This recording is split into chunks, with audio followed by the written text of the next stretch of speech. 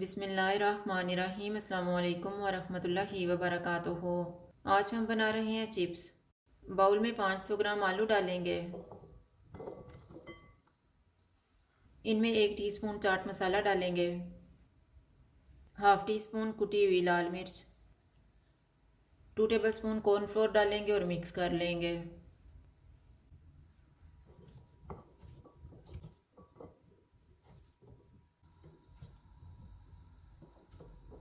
अब हम इनको फ्राई कर लेते हैं।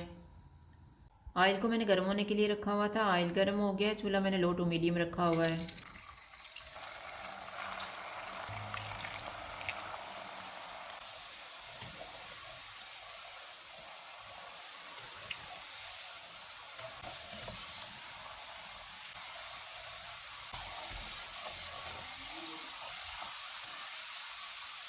चिप्स फ्राई हो गए हैं, इनको निकाल लेते हैं।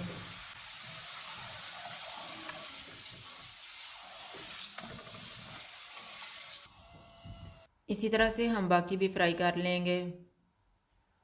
चिप्स तैयार हैं। अगर आपको हमारी वीडियो अच्छी लगे तो लाइक करें और हमारे चैनल को सब्सक्राइब करें। शुक्रिया। अल्लाह हाफ़िज़।